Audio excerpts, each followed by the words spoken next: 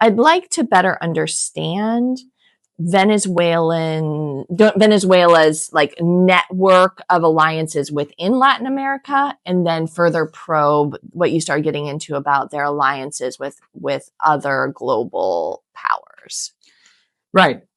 So one thing that the administration must keep in mind when it pursues more aggressive policies in the region is that it may be uh, getting these governments, particularly the Maduro administration, to operate on what's, house specialty in Latin America, which is anti-Americanism.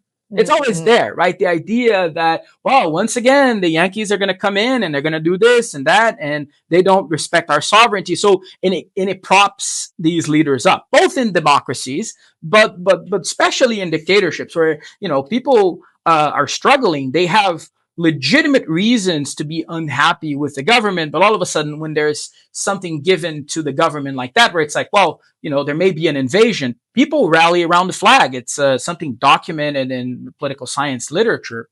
Yeah. And neighbors have also been concerned about that, saying, well, there should be a mediated solution here. The U.S. cannot violate Venezuelan sovereignty by removing, even if it's a dictator, it can't do that. It's not the way to go.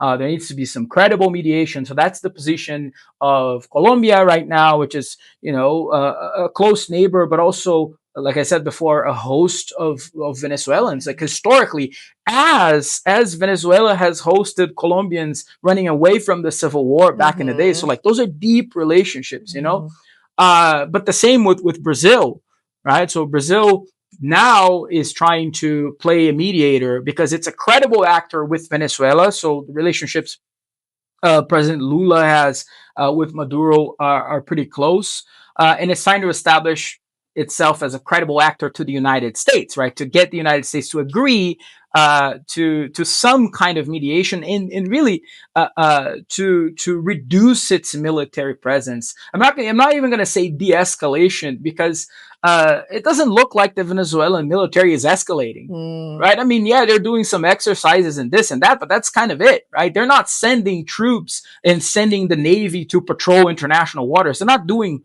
anything like that, right? Then there's the international actors, right? It remains to be seen what's going to happen, particularly with China. China hasn't said a lot about this. Russia hasn't said a lot about this.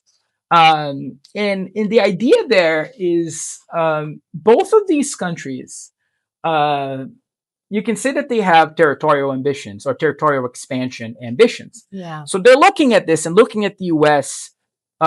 Pursue more aggressive policies in its immediate region and saying or thinking, well, what if we expand to this area that we consider to be our immediate sphere of influence, right? So that's where it gets interesting, right? Where we still don't know what these actors are thinking. There's not a lot of like stated policies about what's happening in Venezuela right now. But this is something we should be looking for, right? As consumers of the news, what are we seeing China doing? What are we seeing Russia doing? And what are we seeing Iran doing? Yeah, of course.